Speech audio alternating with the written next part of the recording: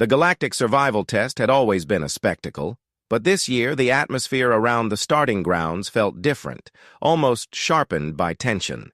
It was not because of the location, although Arkan 4's forests were notorious for magnetic storms that twisted the senses and scrambled navigation. The tension came from the new decree issued by the alien leaders just minutes before the test began. No tools, no crafting, no shaping of any object into something useful. Everything must be endured with bare hands and instinct alone. The rule was created for one reason, and every cadet understood it without needing explanation. Humans had a reputation for bending the rules of the universe itself when forced to survive, and the alien leaders believed stripping every species of technological or crafted aids would finally equalize the field. To Brian White, the only human present among 34 alien cadets, the rule felt like a spotlight burning into the back of his neck. He stood silent while many of the other cadets whispered among themselves, some relieved, others worried, all turning their eyes toward him as though expecting him to protest. He did not. He simply watched the alien leaders raise the circular emblem of Arkan 4's crest and speak in booming voices about pure survival, about facing the moon as it was, untamed and unmodified. As he listened, he kept his breathing slow and steady, as if controlling even that would keep him calm in the shifting environment. The forest ahead looked alive in a disturbing way. The upper canopy swayed not with the wind, but with the pull of electromagnetic currents that rippled invisibly through the air. The ground shimmered with minerals that reflected ambient light like tiny shards of broken mirrors. Even from the clearing where the cadets assembled, Brian could feel the faint tingling on his skin, a sign the magnetic storm cycle was beginning again. He knew what that meant.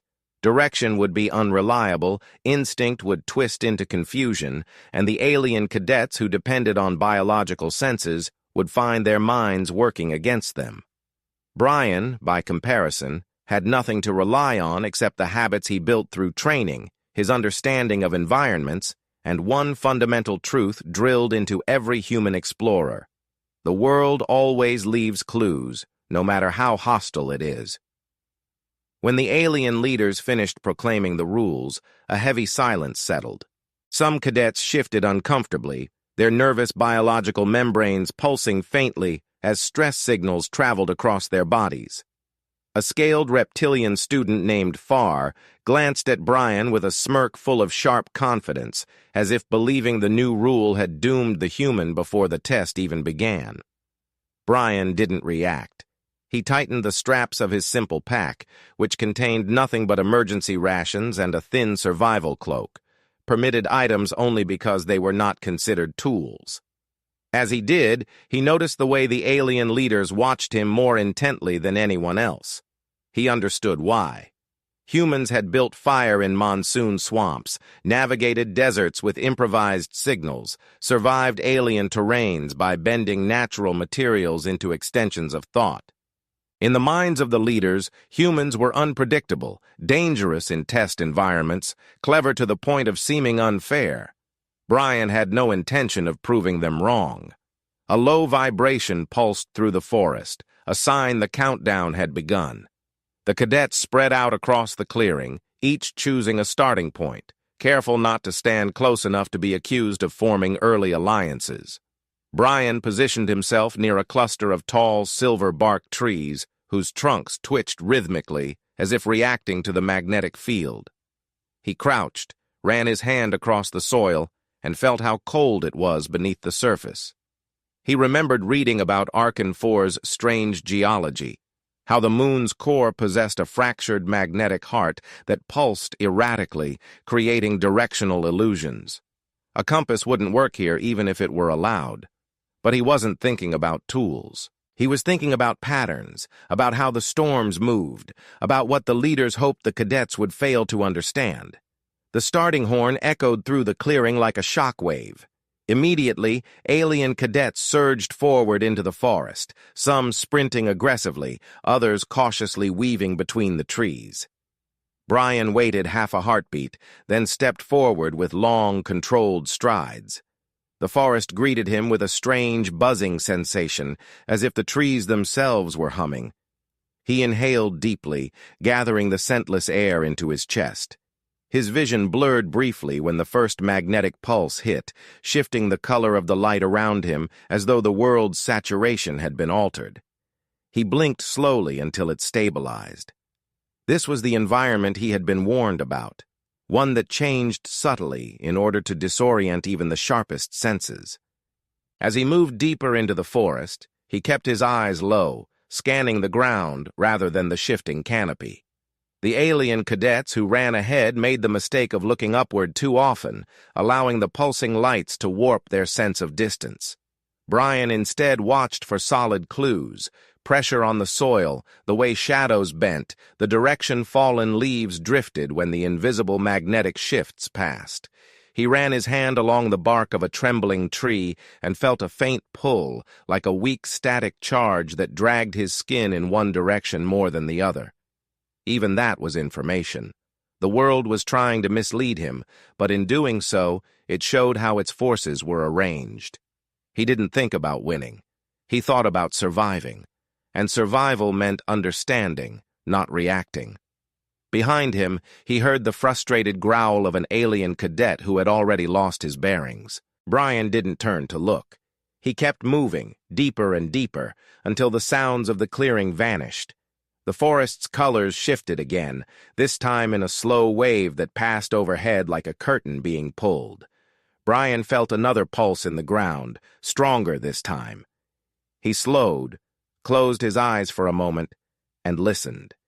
Even without sight, he could feel how the moon breathed in cycles of magnetic tension, like a giant heartbeat resonating just beneath the soil. Archon 4 wasn't chaotic. It was rhythmic, patterned. The problem was that the pattern was too large for most cadets to perceive. Brian opened his eyes and continued walking. He knew that the alien leaders believed removing tools would remove humanity's edge. What they misunderstood was that human survival was not based on tools. It was based on thinking. Tools were only the visible result of that thinking.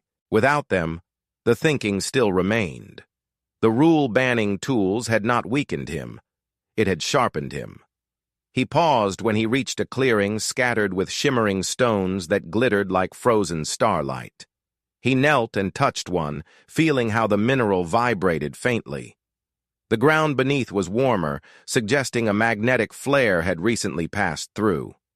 He rotated the stone slowly and noticed how it tugged slightly toward a direction that did not match his instinct. The pull was weak, inconsistent, but it existed. Brian didn't know yet what it meant, but the mere fact that the stone reacted told him something essential. Archon 4 could be read, and if it could be read, it could be navigated. He straightened, tightened his cloak around his shoulders, and stepped forward. The test had only begun, but Brian could already sense how alien leaders underestimated what a human mind could do with nothing but the world itself. The forest loomed like a shifting maze, and he walked into it without fear, not because he knew where he was going, but because he trusted himself to understand what others would not. He didn't need tools.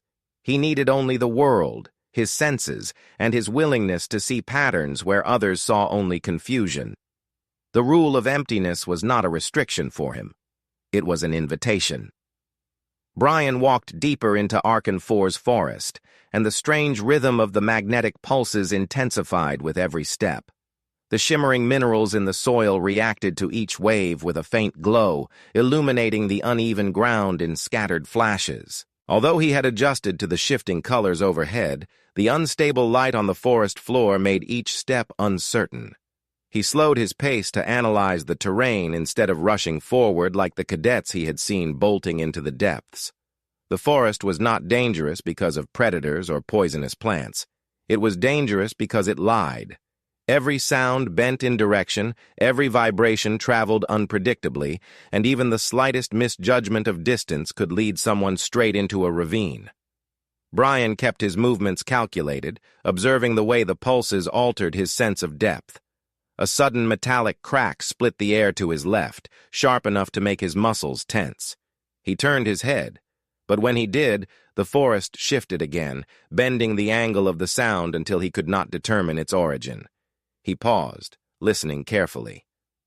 Another cadet must have collided with a stone outcrop, but he couldn't tell which one.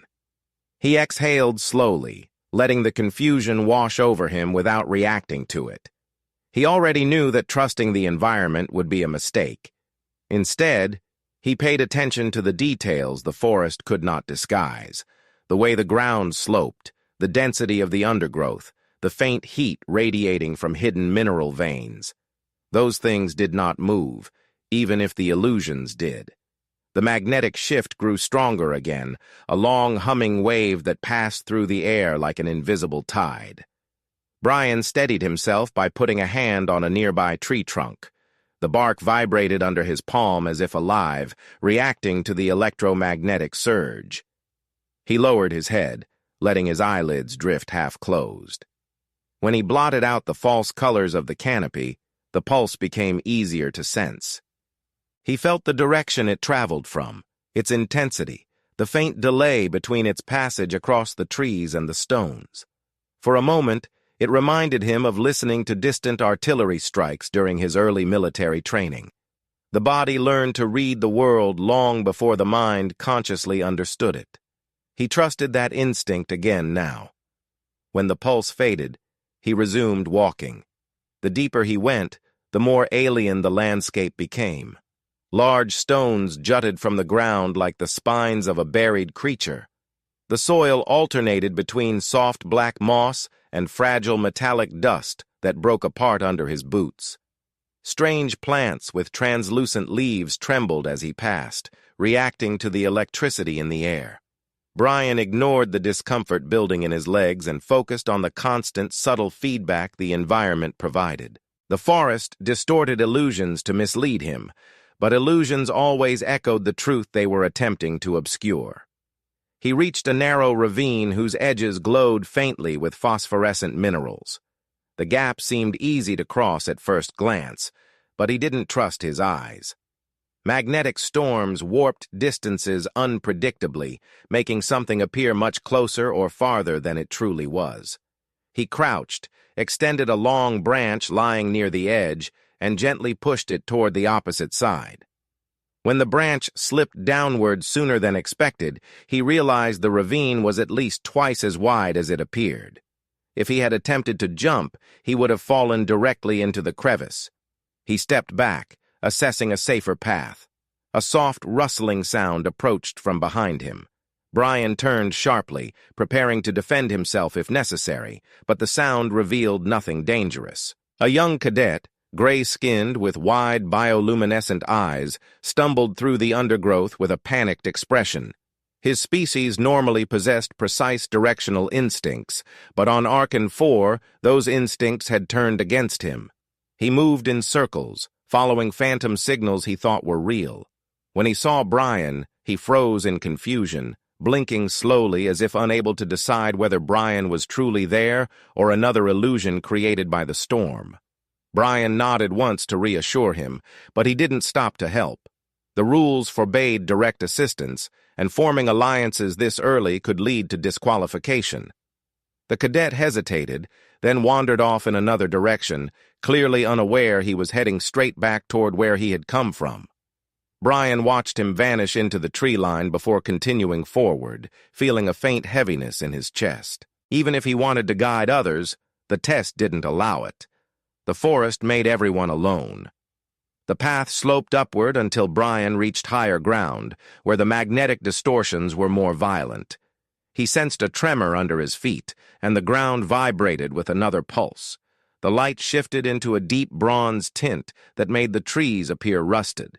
He steadied himself, waiting for his vision to normalize. He noticed something else then, a faint trail of disturbed soil leading deeper into the forest. It was subtle and could have easily been overlooked by someone relying on sight alone. But Brian recognized the faint pressure pattern left by someone who had passed through moments earlier.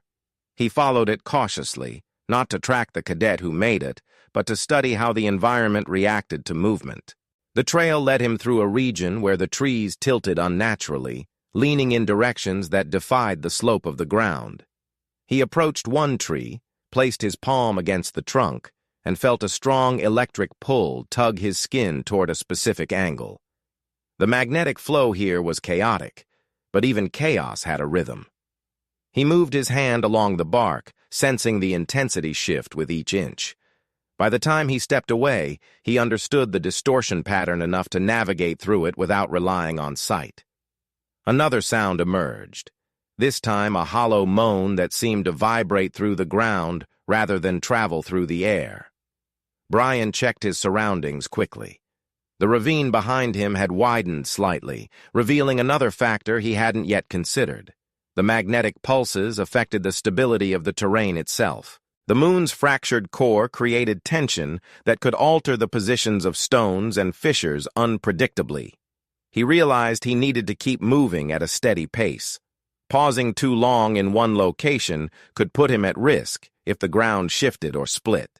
The deeper regions of the forest grew darker despite the glowing minerals scattered across the soil.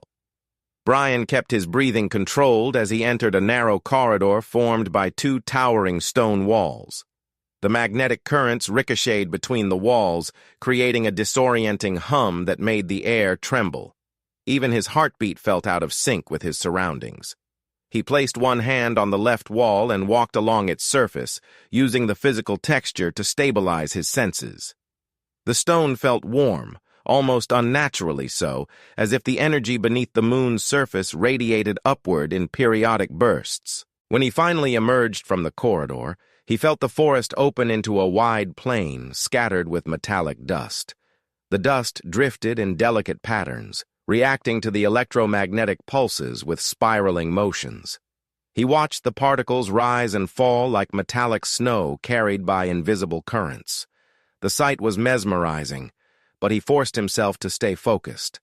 The drifting dust revealed something important. The strongest magnetic pull came from the farthest edge of the plain. He could see how the dust curved sharply in that direction during the pulses. That meant the region held the core of the storm cycle, and the distortions would be strongest there. Most cadets would avoid it instinctively, but Brian saw potential in danger. If he could understand the behavior of the magnetic storms at their source, he could read the entire forest. He stepped onto the plain and felt the dust cling faintly to his boots. His movements disrupted the delicate patterns, and he watched how the spirals shifted around him, creating a map he could interpret. He walked slowly, analyzing every swirl, every tremor, every flicker in the air.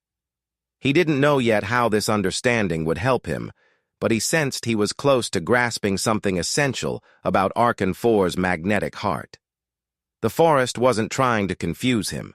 It was trying to show him something, and the deeper he ventured, the more he felt that the truth lay just beneath the surface, waiting to be deciphered. Brian stepped off the metallic plain and into a region where the soil turned darker, almost charcoal black, as if the moon's surface had been scorched by countless magnetic storms. The air grew heavier, the pulses stronger, each wave hitting his chest with a faint but noticeable pressure.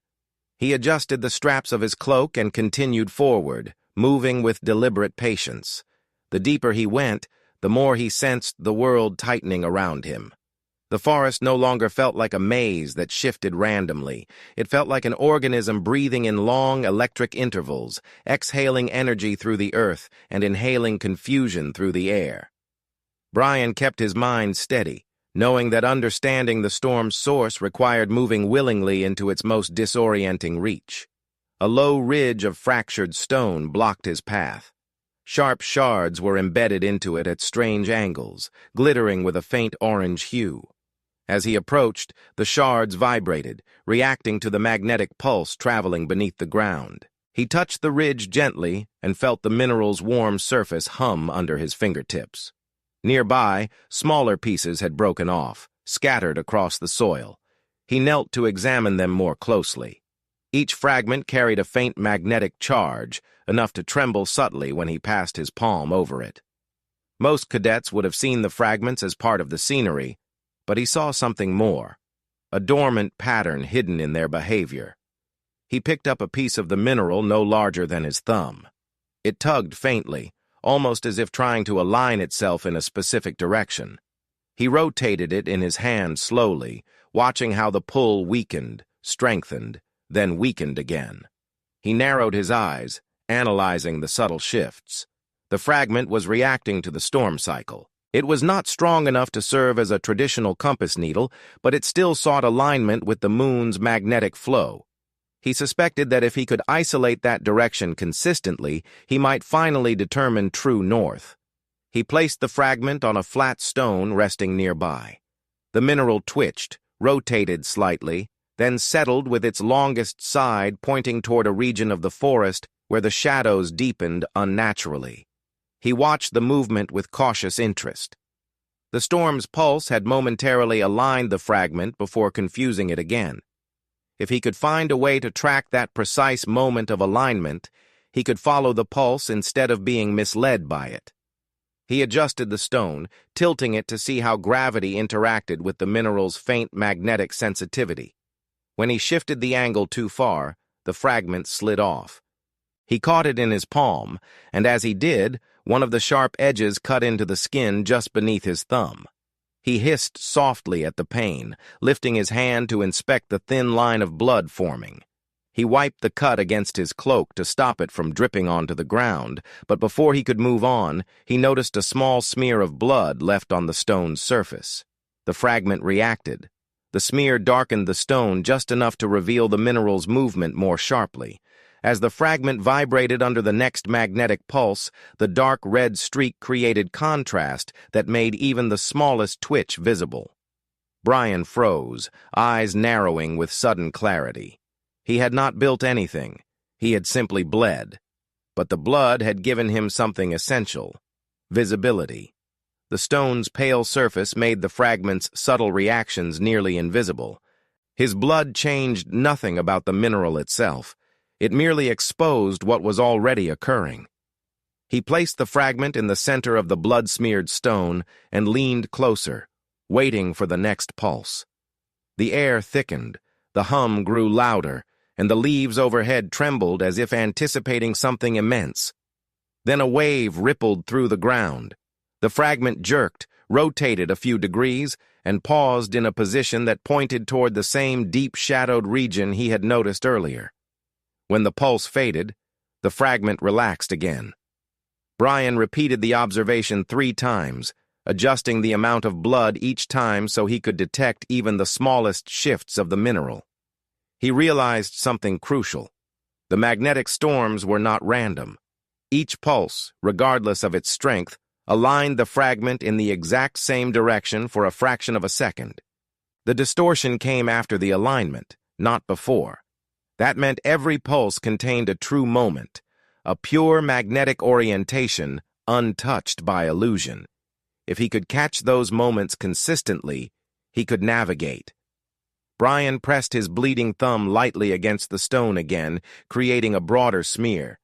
The fragment, now lying on the darkened surface, moved more visibly. He watched it with unwavering focus, studying how it twitched, how it hesitated, how it aligned itself with the storm's invisible force. This was not crafting. It was observation enhanced by the natural consequences of injury. The alien leaders could argue all they wanted, but he wasn't shaping tools. He was reading the moon using his own body as part of the environment. He stood and began to move in the direction indicated by the mineral. The shadows grew deeper as he stepped under the immense canopy of trees whose trunks twisted like braided cords. He felt the storm's pulse intensify through the soil, guiding him. Each time he sensed a magnetic wave, he stopped, set the fragment onto the stone again, and observed. The alignment remained consistent. The forest's illusions tried to mislead him, but the fragment on the blood-darkened stone always revealed the truth. He traveled this way for a long stretch of terrain. The path took him through a narrow channel where the ground sloped unevenly and strange plants clung to the walls like translucent veins. The plants pulsed with blue light every time the magnetic storm passed. The rhythm matched the fragment's reaction perfectly. Brian studied the plant pulses, noting how they brightened at the exact instant the fragment aligned. Even nature itself revealed the same pattern if one knew how to look. He reached a clearing where the soil thinned into cracked plates of stone, each plate vibrating faintly with energy. He placed his stone and fragment on one of the plates and waited.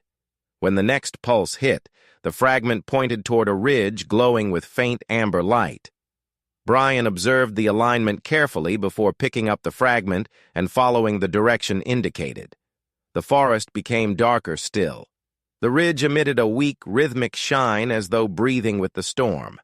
Brian stepped closer and discovered a narrow crevice running through the rock. Inside the crevice, he spotted more mineral shards, larger, richer in magnetic sensitivity. He reached into the narrow space, retrieving one that seemed slightly heavier. When he set it on the blood-smeared stone, the reaction was much clearer. The fragment snapped into alignment as soon as the storm pulsed, turning sharply toward the true magnetic line. Brian let out a slow breath. He had found what he needed, a consistent, readable signal. He didn't smile. He simply accepted the discovery as the next step in understanding Archon 4. He wrapped the fragment carefully and placed it in the inner pocket of his cloak. He didn't need a compass. He had already created something better, a natural phenomenon amplified by his own determination to survive. It wasn't a tool. It wasn't even an invention.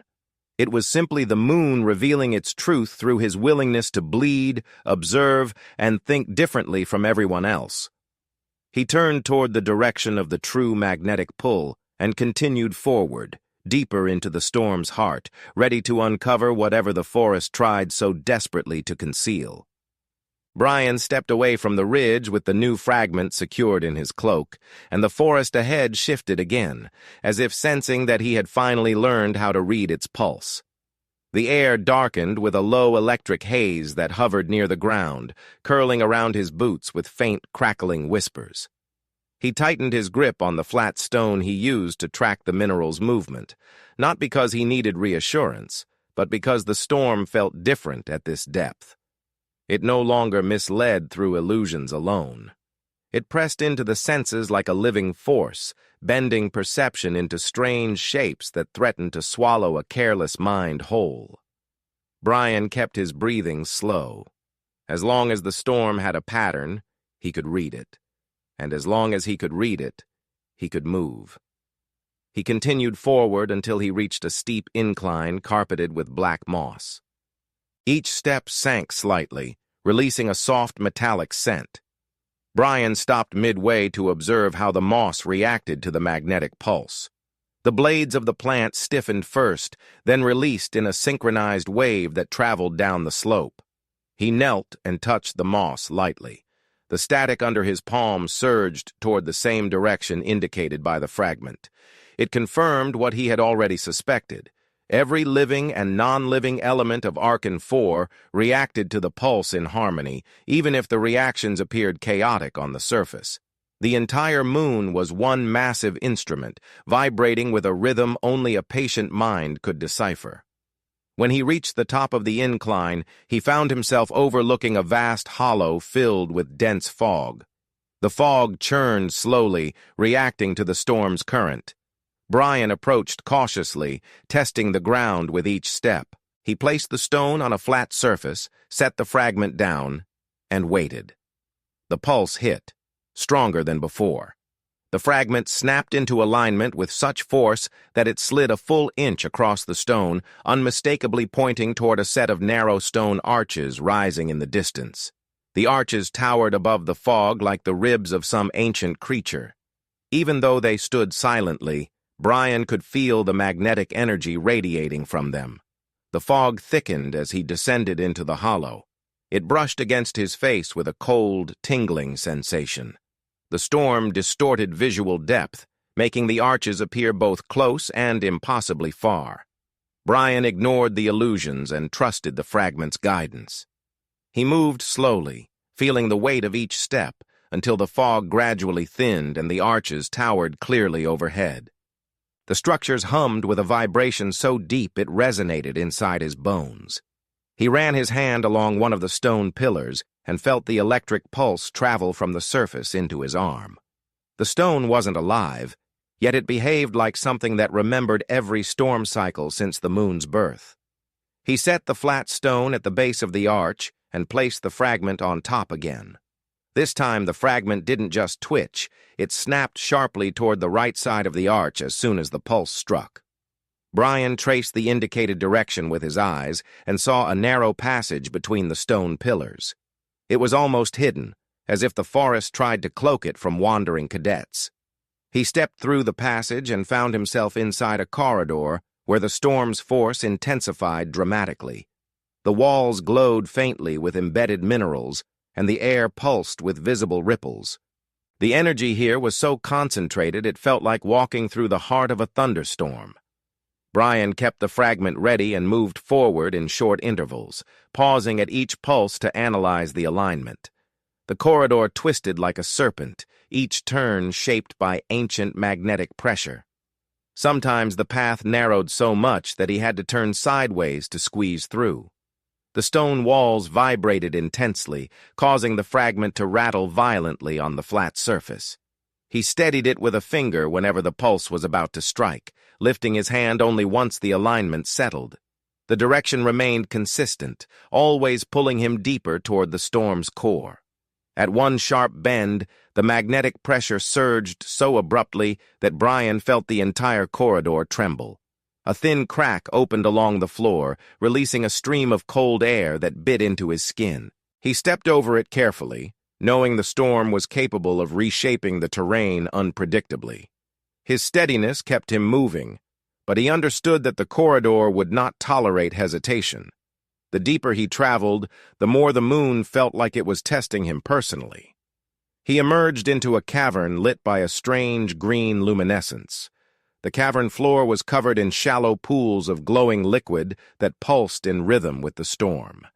Each pool lit up for a brief moment, then dimmed, revealing intricate mineral formations embedded beneath the surface. Brian knelt beside one pool and dipped a finger into the liquid. It hummed with a faint vibration that traveled slowly up his finger, then faded. The magnetic pulse hit, and the pool glowed intensely, illuminating the cavern and revealing a natural path carved into the stone wall. He didn't need the fragment to confirm the direction. The path aligned perfectly with the storm's pull. Still, he placed the stone and fragment on the cavern floor to verify. The fragment rotated quickly, settling at the exact angle he expected. Brian pocketed the stone, stepping carefully between the glowing pools. The cavern path led upward in a gentle spiral, carrying him away from the concentrated storm and into a narrower passage. The walls here were smoother, shaped not by erosion, but by the moon's strange magnetic currents. As he walked, he felt the storm's rhythm begin to change. The pulses came faster now, shorter but stronger, like a heart beating more urgently. The corridor opened into a cliffside ledge overlooking a deep chasm. The wind howled through it, but the sound curved unnaturally, bending and folding before reaching his ears. Brian stepped back from the edge and studied the surroundings. The fragment reacted violently each time he set it down, almost as if trying to leap off the stone. After several observations, he realized why. The chasm acted as a conduit for the storm, channeling the strongest pulses directly across its span. He followed the edge until he reached a natural stone bridge arching across the chasm, narrow but stable. The bridge trembled under the force of each pulse, sending vibrations up his legs. Brian took his time crossing it, trusting his balance and ignoring the distortions that made the chasm appear to shift in impossible directions. When he reached the other side, the ground became firmer. The storm's intensity decreased slightly, settling into a more predictable cycle. He placed the fragment down again, and it aligned smoothly. Brian continued past the chasm into a quieter region of the forest where the trees stood taller and the light above softened. This part of the moon felt almost peaceful compared to the chaos behind him, but he didn't let the calm deceive him. The storm still pulsed in the ground, guiding him steadily forward. As he walked, he noticed faint footprints in the soil. alien cadets who had passed through earlier, wandering aimlessly in confused spirals before turning back or veering off into dead ends. They had followed instinct instead of pattern, and instinct had betrayed them. Brian's steps, in contrast, carved a straight line through the terrain. The deeper he continued, the more obvious it became that the moon rewarded those who listened rather than reacted. He stopped only once more to check the fragment, confirming that the direction remained unbroken. Ahead, through the shifting haze, he saw a faint glow marking the final ridge. If the storm's pull remained consistent, that ridge would lead him to the extraction point long before the other cadets found their way out of the chaos.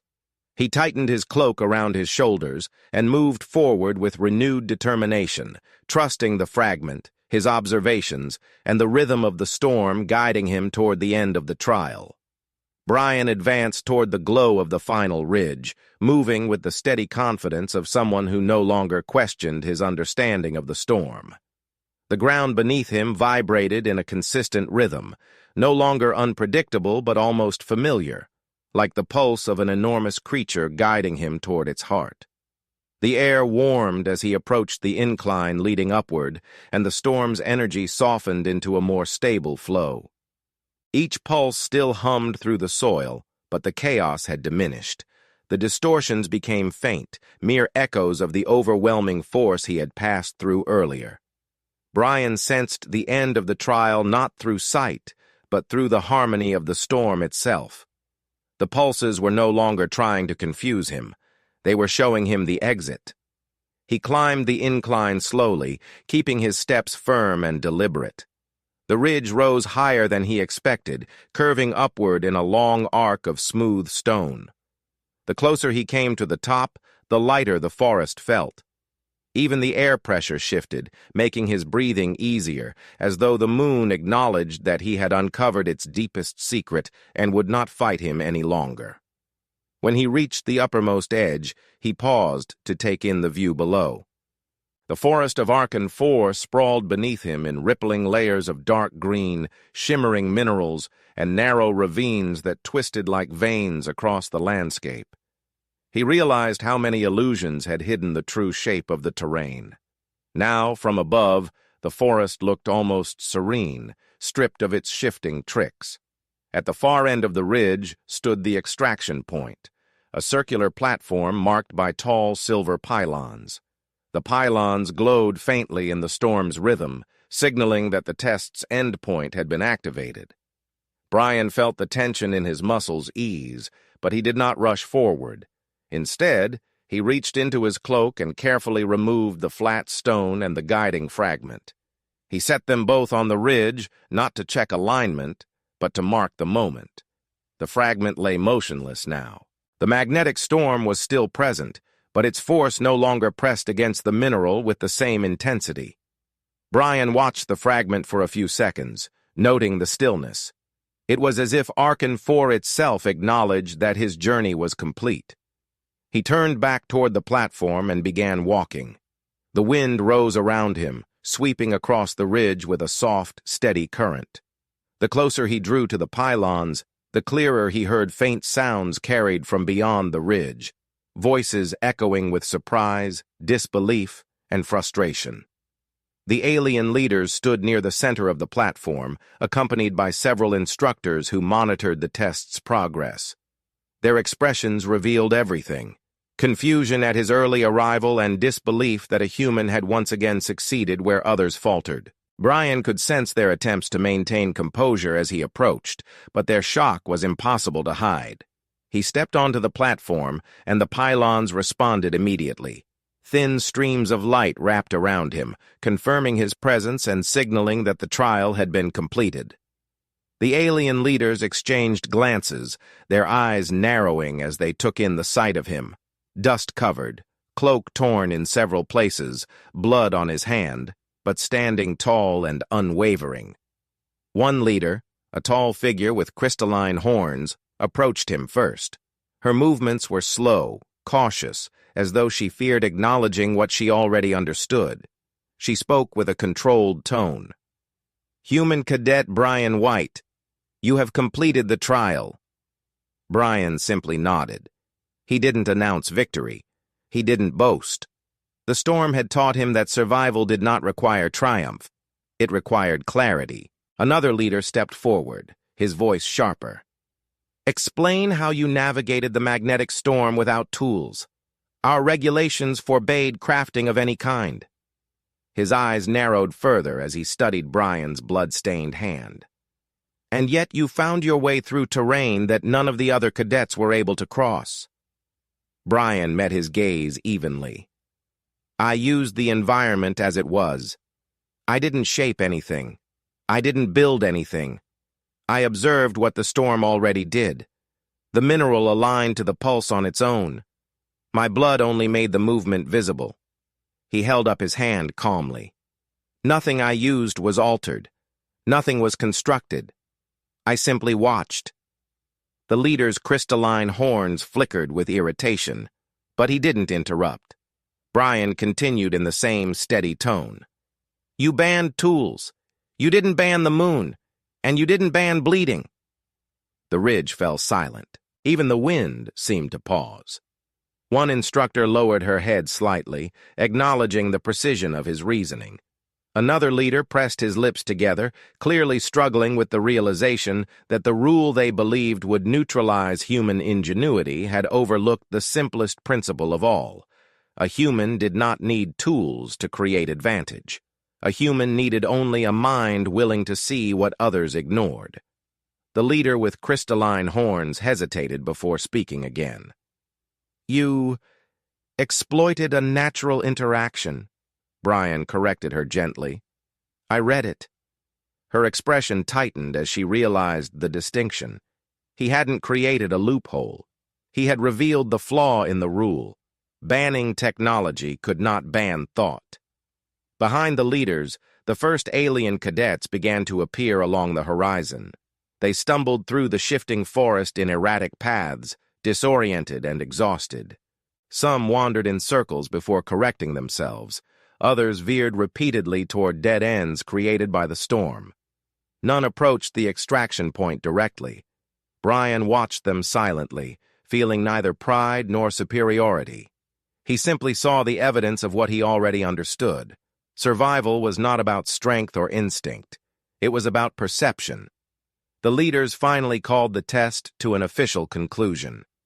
Brian stepped back from the center of the platform as the pylons dimmed. Instructors approached him with medkits, but he waved them off gently. His cut had already begun to dry. The only blood that mattered had already served its purpose deep in the forest.